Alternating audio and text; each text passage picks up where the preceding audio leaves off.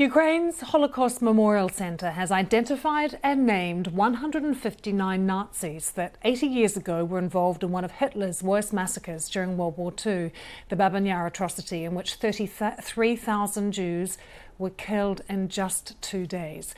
Well, in a moment we'll speak to the lead researcher behind the investigation. First, though, let's hear a personal story from someone who was affected by the massacre.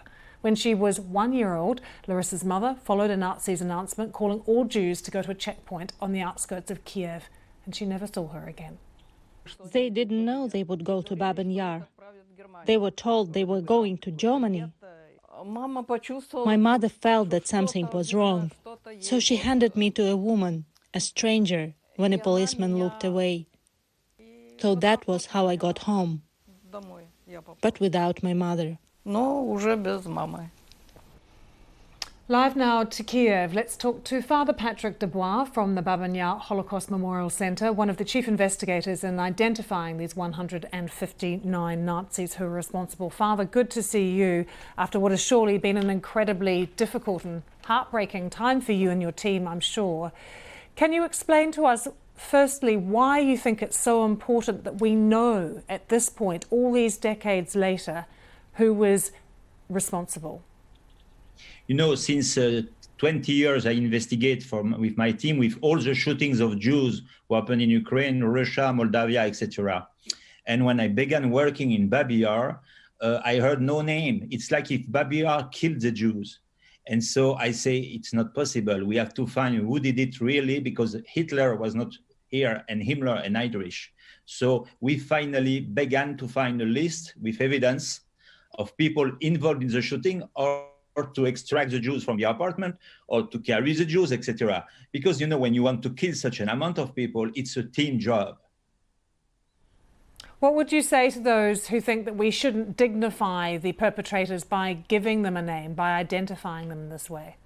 For me, it's the opposite. If we don't give a name, we think it's only Hitler and Himmler. And you know, now in terrorist groups, they do the same. We know Bin Laden, we know Baghdadi. I work in Iraq, and people forget actually who was the killer in Paris.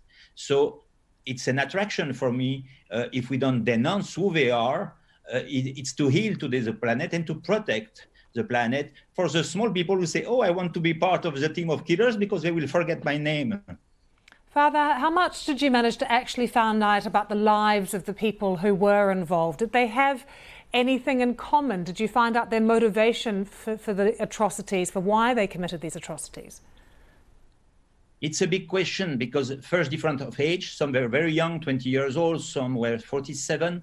I remember the story of Paul Blobel was the chief. He was only building houses. He was nobody in Germany. And so slowly he entered the Nazi party. And here he was part of the leaders of an execution of 33,000. So I think for any killer, to be a mass killer, it's a social promotion. It's a social career promotion.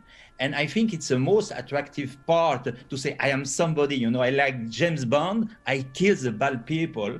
And so don't forget that nearly nobody has been judged among all these killers, because we estimate that all around will be 2,000 Germans present in Babyn Yar.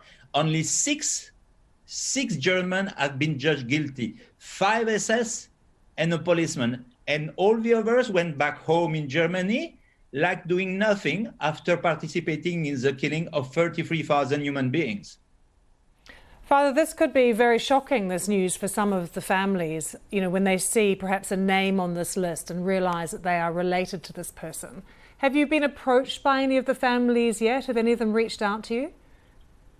We have been approached by families who wanted to know if their grandpa was a killer. We were against him, and they sent me a bunch of pictures of a shooting where they say, perhaps a guy in the picture is my dad. And so I studied a lot with my team, with my organization called Yachad Inunum, and I found it was not him, but I was not sure. I received very few requests like that. I think people are afraid of the past, and don't forget, but when the German came back, in Germany, they say we were fighting the communists and the Soviet, and that's it. Most of the family, in fact, don't know. They know the global story, but they don't know what Grandpa did. I think you're right. Many people are afraid of the past, but you and your team have had to live through it almost every single day in this research you've been doing. How has that experience been for you? You know, it changed your life because one day I interviewed a man in Romania. He has killed 223 Jews, and as he was a military, he's not legally guilty. And you know, it was terrible because this man was nice. He was smiling. He even woke me at the end of the apartment, and he said, "Father, I wish you long life." So it was, I would say, terrible because I understood anybody can become a killer when it's a genocide.